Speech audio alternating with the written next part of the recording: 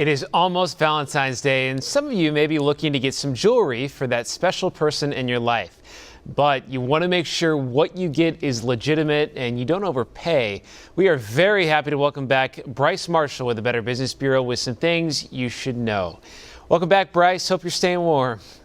I'm trying to. I hope you are as well. Well, thanks for being here. We appreciate it. This is something that the Better Business Bureau unfortunately sees a lot of complaints against jewelry stores. Is that right? Yes, we do see a lot of complaints about jewelry stores because obviously it costs a lot of money to buy jewelry. It could be, just a couple $100s, or it could be thousands of dollars. And so if you don't do your research before going to any jewelry store, or even if it's just a jewelry kiosk at the mall, if you're not doing your research beforehand, you can run into problems with warranties, even fake jewelry. We have seen that before. Even if it comes down to just trying to get a refund, you can run into these kind of problems. So we do try to get everyone to go to our website, bub.org, to do your research beforehand and see if there's any kind of complaints or if there's any kind of reviews online about these jewelry stores before you walk in. And you guys have a list also of accredited stores, is that right? Yes, we do have non-accredited and accredited on our website. There's a little option you can toggle and go in between either one of those options. Okay. What other advice do you have? So if you are looking to buy some jewelry before Valentine's Day, like I said, do your research beforehand, go to our website. You also want to visit more than one store. If you just go into the very first store that you're going into and you instantly see something you like, you instantly buy it, that might turn out to be a great deal. But if you don't go into another store, you can't compare it and see if there's better warranties, if there's a better refund policy, if there's better stones or a better deal that you could get. So if you just go into the very first store you see and buy it, the first thing you see, then you won't know. Maybe you're spending way more money or you're not getting a great warranty like you could in another store. And so that could be a major problem down the road.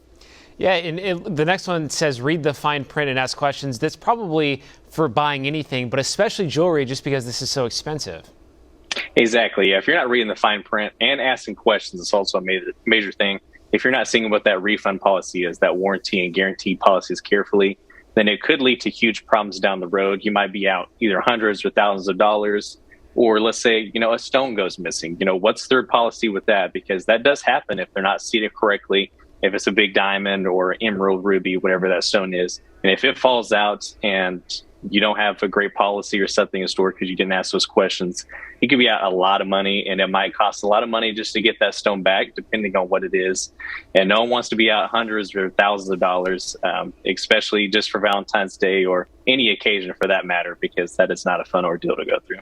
And jewelry is kind of unique as well. It has a certificate with it. A lot of jewelry has a certificate. Is that right? Yes, will come with some kind of licensing, and you should keep that in a safe place because you don't want to lose that. That'll make it a lot easier if you do want to sell it down the road. If you don't want to keep that jewelry anymore, that is a great certificate to keep with it, because if you don't, then it is a little bit harder to sell it, because that will have all the information. It'll say how much you paid for it. It'll say what kind of metal it is, what kind of stone, if it's real, or if it's a hollowed gold, or if it's a full gold, if it's 100% gold, 10 karat, 14 karat, whatever the case may be. It'll have all that information on that sheet. It'll make it a lot easier to sell. So it's a great thing to keep that and keep the receipt, because if you do have to get a refund or you do have to get it resized, it will have all the information, and it'll make it a lot easier, because not every jewelry store will keep all that information on hand. A lot of the times you will need to bring in your receipt as well.